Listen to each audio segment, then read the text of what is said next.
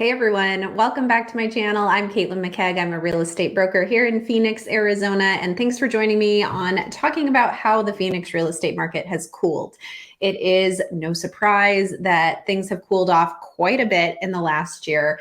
Mainly since May of 2022 is when we really started to see and feel the change. But what I want to do today is show you the contract ratio from the Cromford report, where we stand today, where we were at the peak, and I have something really cool to share, or at least I think it's super cool because I kind of geek out on this stuff, is a transition of how the market cooled off, and we can actually see it by zip code in different colors and show kind of the transition from hot to cold. So I'm going to take you through all of that.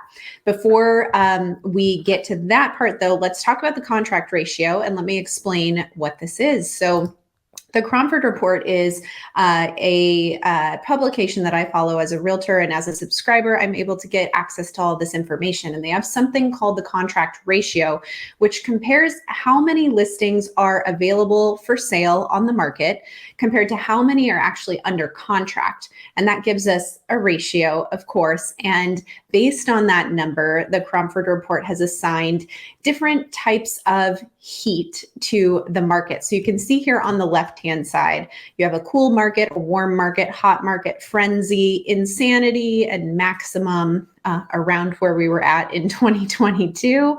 And then these numbers associated between 0 to 300 on those various levels. And so today we're sitting at 37.2. So that is under 50 here. That's in this kind of warm market range. And you can also see that this is giving us the number of homes that we have under contract currently and how many are active. So we have about 5,751 under contract with 15,453 active. So we have more active for sale than are under contract, which makes this the warm, balanced market that we're in because buyers still have options. Sellers don't have all the leverage. Now, if we compare that to the peak that we saw in February of 2022, almost a year ago, we were sitting at a reading of 258.9, which is hitting this maximum here above the insanity label that they've given it. And we had the opposite situation going on where we had 11,547 under contract with only 4,460 actually active. So you can see as a buyer, you were in a super tough position last February because you had a minimal number to choose from, and every house that you could see out there, the majority of them were already under contract as compared to what was actually active. On the flip side, as a seller, you had a major advantage because buyers didn't have a whole lot to choose from, and there were a lot of buyers out there. So you can see kind of the difference of where we were at the peak and where we stand today. What's interesting about this is we really started to see the changes in the market in May. April, May is kind of when we could start to feel the softening and the difference. But if you see this contract ratio, it started to come down before May. We started to see the softening in the March timeframe and April. And then by May, it was on a pretty quick dip downward. And that's when we started to really feel it. Now, same goes for where we stand today. This is the first time we've started to increase in quite a while. So this is going to be something to watch. So I just wanted to go through this to help you guys understand what the contract ratio actually is and how to look at it so that I can you can geek out with me on this next map that we have here. If this is valuable at all for you, hit the thumbs up button. I would love to have another like on this video and subscribe so you can be part of our community and here for future videos. All right, so let's look at this zip code map that they have, which is pretty handy.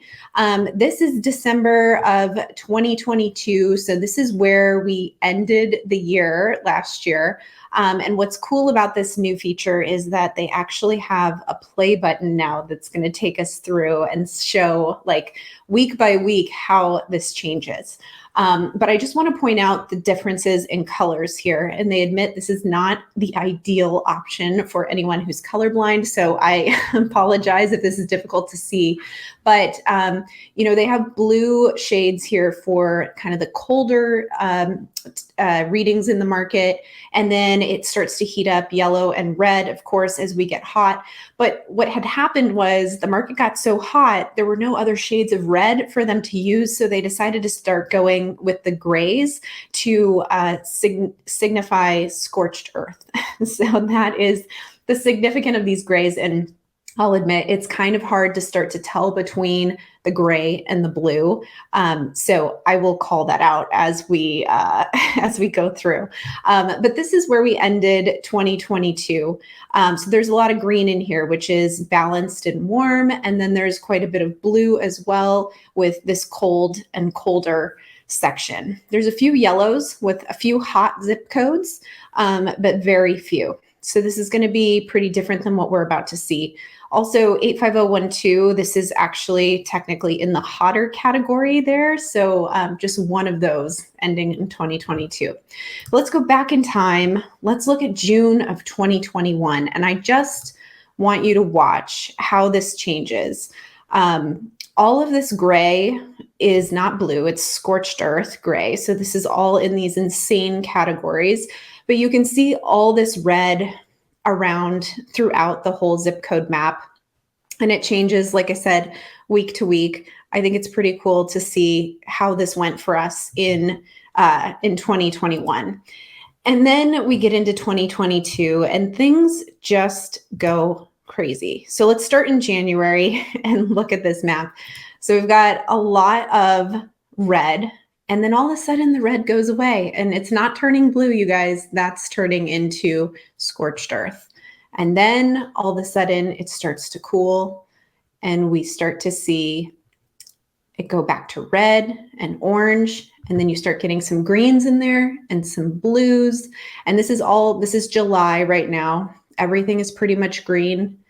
And then as we go further, we start to see a little bit more blue, green, only a few remaining yellows, and everything really cools off.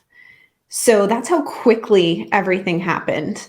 And now here we are in January of 2023. And I don't know if you caught that, but we start to see a few zip codes getting back to this yellow color. So I'm just let's dial this back and just see from the end of November to today. We'll play this through one more time.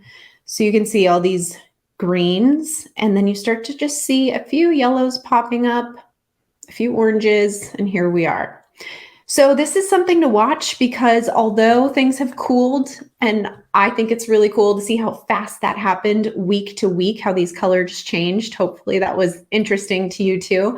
But now we're starting to see a few more yellows and a couple reds come into this map. So something to watch because the contract ratio is very real time. It's not adjusted for seasonality or anything like that. So what you get is kind of raw data on a weekly basis as far as how many homes are under contract and how many are actually active.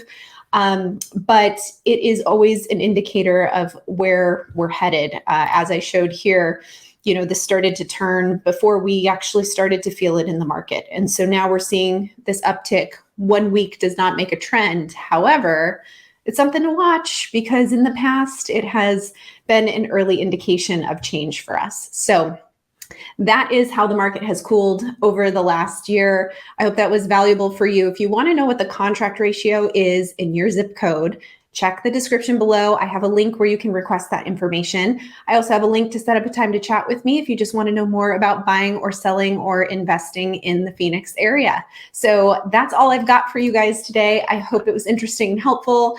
Drop a comment below if you geeked out like I did, and I will see you guys next week. I'm Caitlin McKegg with the Desert Dreamers team.